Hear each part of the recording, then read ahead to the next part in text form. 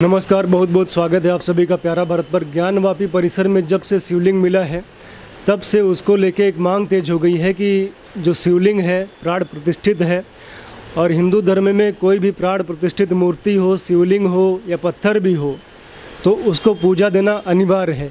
क्योंकि गांव में भी आप देखिए, कोई भी व्यक्ति अपने व्यक्तिगत उपयोग के लिए मंदिर बनवाता है और गांव वाले गांव छोड़ के शहर जाते हैं तो भी वो मंदिर में पूजा करने के लिए किसी न किसी पुजारी को, किसी न किसी व्यक्ति को रखते हैं कि पूजा चलती रहनी चाहिए। क्योंकि जो प्राण प्रतिष्ठित देवता है उसको पूजा मिलनी चाहिए, उसका अधिकार है। तो यही लगातार मांग हो रही है हिंदू पक्ष से कि जो शिवलिंग मिला है उसकी भी पूजा होनी चाहिए। हिंदू पक्ष के जो वकील हैं विष्णु जैन, उन्होंने भी ये याचिका डाली है कि हमें पूजा करने का अधिकार मिले। और हिंदुओं की तरफ से ही स्वामी अवमुक्तेश्वरानंद ने भी इसको लेके उन्होंने भी एक घोषणा की है। शनिवार को वो जा रहे थे पूजा करने के लिए, जलाभिषेक करने के लिए, लेकिन पुलिस ने उनको रोक दिया और 2 दिनों से वो अनशन पे बैठे हैं। अन्न जल उन्होंने त्याग दिया है। और भी ज्ञानवापी परिसर को लेके या जो शिवलिंग निकला है, कई सारी बयानबाजी हो रही है। उसी विषय पर बात करने के लिए हमारे साथ हरिहर पांडे जी हैं, जो कि इस मामले में 1991 से वादी हैं। उनका ये कहना है कि जो ज्ञानवापी मस्जिद है वो मंदिर है, वो पूरे मंदिर के लिए 1991 से केस लड़ रहे हैं। फिर जो लाट भैरव मंदिर है, जिस पे कुछ हिस्से पे मस्जिद भी बना ली गई है, उसके लिए भी ये कोर्ट में है। और लाट भैरव मंदिर जो समिति है उसके अध्यक्ष भी हैं। सर, बहुत बहुत स्वागत है आपका प्यारा भारत पर। सर, क्या कहेंगे इस पे? पूजा करने की मांग हो रही है, जलाभिषेक की मांग हो रही है, भोग की मांग हो रही है। देखिए, सबसे बड़ी बात यह है कि स्वामी अवमुक्तेश्वरानंद जी अनशन पर हैं। इस बात का हम लोगों को दुख है।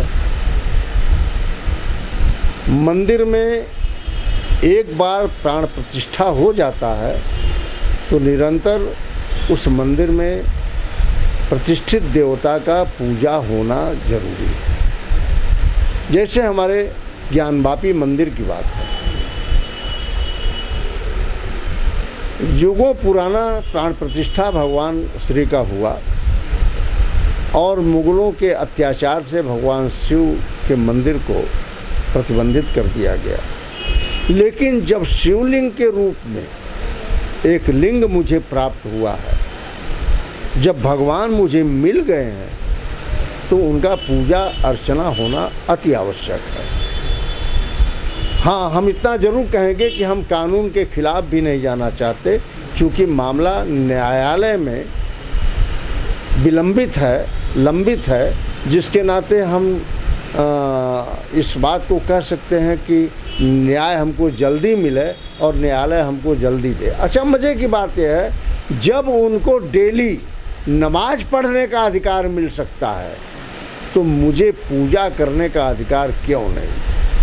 हम ये जानना चाहते हैं। हम न्यायालय से भी पूछेंगे इस बात को कि अगर उनको मस्जिद तो है नहीं, ये तो मस्जिद का खाका है, जब उनको नमाज पढ़ने का अधिकार हमारे ज्ञानवापी मंदिर में मिल सकता है तो हमें पूजा का अधिकार क्यों नहीं मिला? और नहीं मिला तो मैं आज हिंदुत्व के नाते ये कहना चाहूँगा कि मैं अधिकार ले करके छोड़ूंगा और पूजा होगा, भगवान का पूजा उसमें होगा। सर, यही बात तो उठ रही है क्योंकि करोड़ों हिंदुओं की, 100 करोड़ से अधिक हिंदुओं की भावनाएं हैं।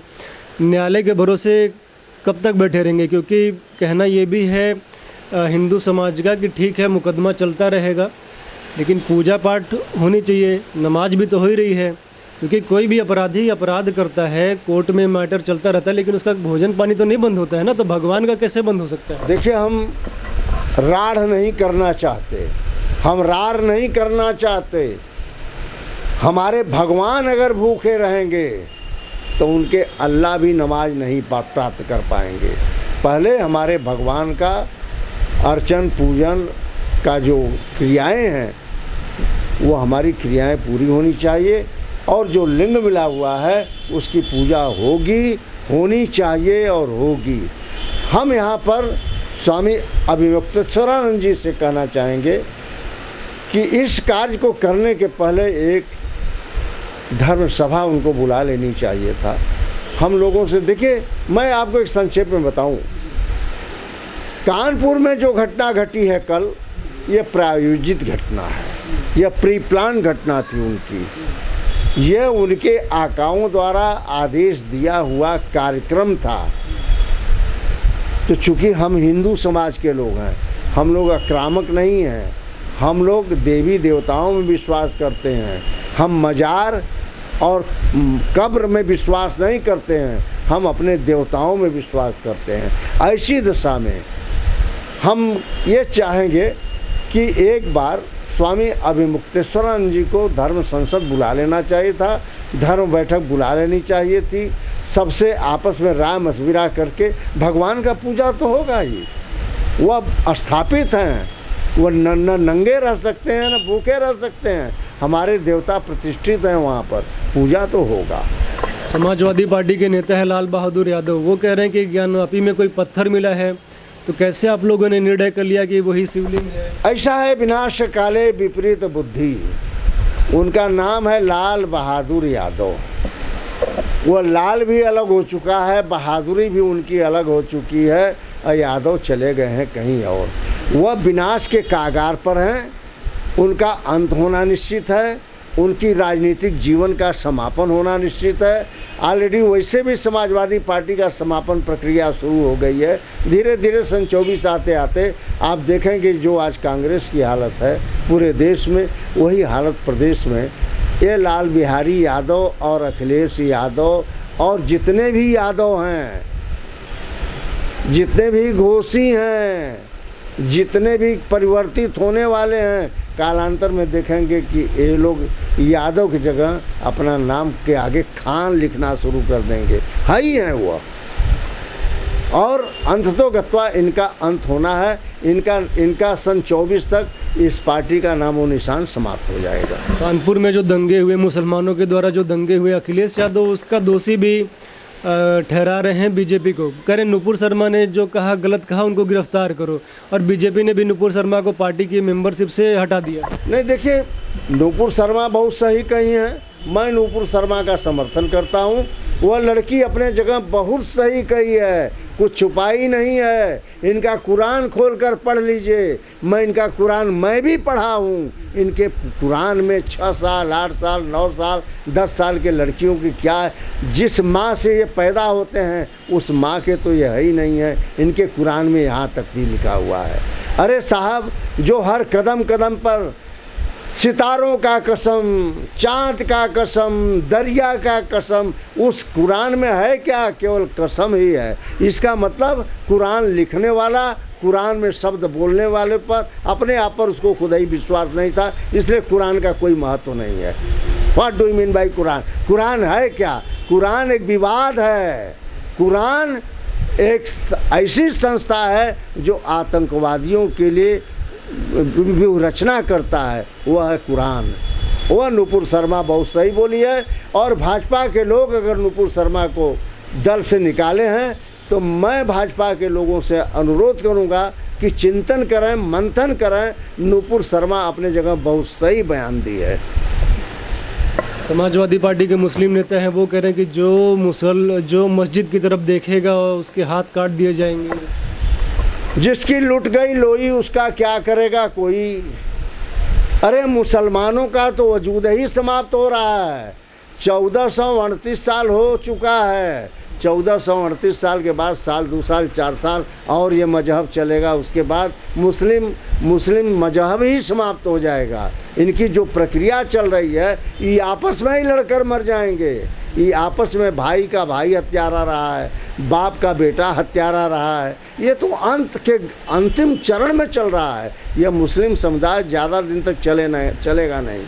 और मैं आपको आज संक्षेप में बता दूं, हिंदुस्तान के मुसलमान कोई अकबरी हैं, कोई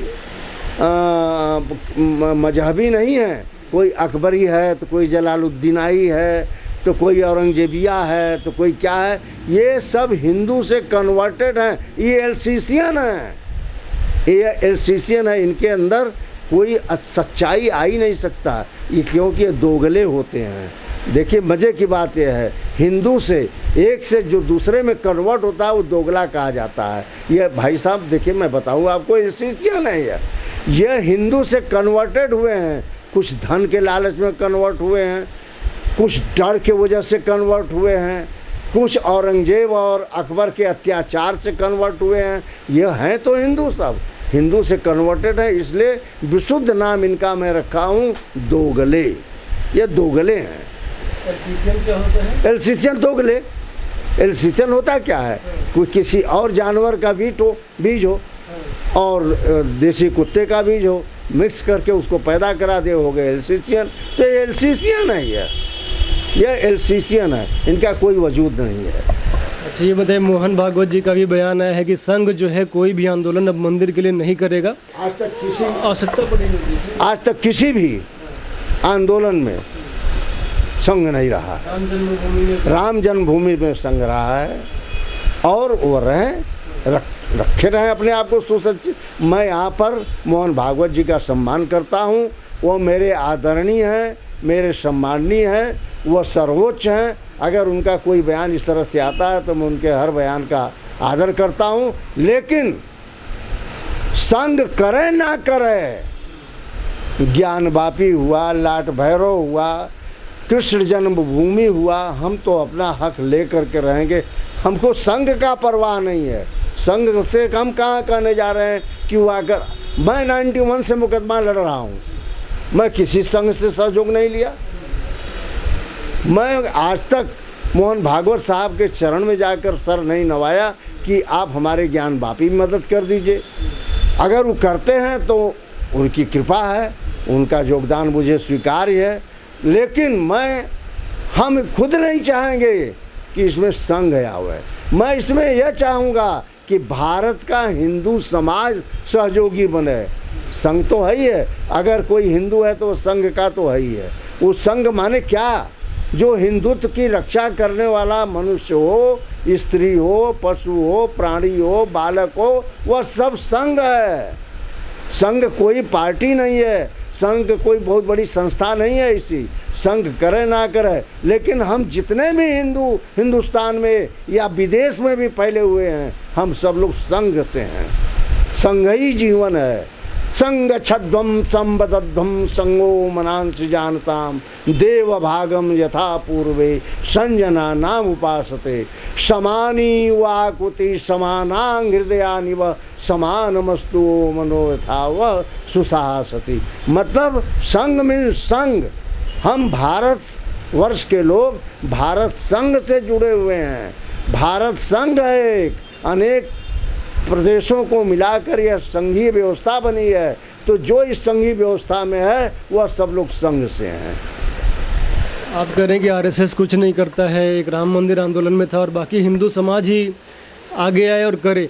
विपक्ष लेकिन आरोप लगाता है कि जो कुछ भी हो रहा है आरएसएस वाले ही करवाते हैं ये सब। देखिए, एक बात बता दें, विपक्ष के पास कोई मैटर है नहीं, विपक्ष के पास कोई आधार नहीं है। विपक्ष आधार विहीन हो चुका है। विपक्ष केवल अड़ंगा डालने का काम कर रहा है, इसलिए कि ताकि वो जिंदे रखें अपने आप को। न समाजवादी पार्टी, न कांग्रेस पार्टी, और ना ही एक तो जो दक्षिण में केरल में पार्टी है कम्युनिस्ट पार्टी, ये सब केवल अपने आप को, ये सब ऑक्सीजन पर चल रहे हैं, ऑक्सीजन पर, ये वेंटिलेटर पर हैं। ये इनकी कोई वजूद नहीं है। ये करें कि क्या? नहीं बोलेंगे तो इनको जानेगा कैसे? अखिलेश यादव या लाल बहादुर यादव नहीं बोलेंगे तो उनको जानेगा कैसे? प्रदेश के अधिकारी कैसे जानेंगे कि सपा के नेता हैं? प्रदेश की जनता कैसे जानेगी कि सब प्रदेश के ये सपा के नेता हैं? ये केवल अपने आप को जनाने के लिए छुटपुट कुछ न कुछ बोलते रहते हैं और इनके बोलने का कोई वजूद नहीं है। इनके घर में लोग इनके बात को नहीं मानते हैं। अगर इनके घर में बात माने होते तो अखिलेश यादव के छोटे भाई की औरत आज अखिलेश यादव की पार्टी को छोड़कर भाजपा में न आई होती। इनके घर में लोग इनकी बात नहीं मानते हैं। मुलायम सिंह यादव अखिलेश की बात नहीं मानते, अखिलेश की बात मुलायम सिंह नहीं मानते, और कोई किसी का कुछ नहीं, इनका कोई वजूद नहीं है। इनकी ज़मीन खसक चुकी है, इनका ये आधार विहीन हो चुके हैं। अब इनके पास कोई आधार भी नहीं है। आपने सुना हरिहर पांडे जी को, जिनका कहना है कि मोहन भागवत जी कुछ भी कहें, संघ कुछ भी कहे, लेकिन हिंदू समाज जो है अपने अधिकारों को लेकर रहेगा, चाहे लाड भैरव मंदिर हो, चाहे अटाला मस्जिद हो, चाहे कुतुब मीनार हो, ताजमहल, वो काम तो चलता ही रहेगा। और महादेव निकले हैं, शिवलिंग निकले हैं, तो पूजा प्राप्त करने का, भोग पाने का अधिकार उनका भी है। और कई मामलों पे इन्होंने अपनी राय रखी, कानपुर दंगों पे भी बोला इन्होंने। आप लोग जुड़े रहिए, देखते रहिए प्यारा भारत। बहुत बहुत धन्यवाद आप सभी का।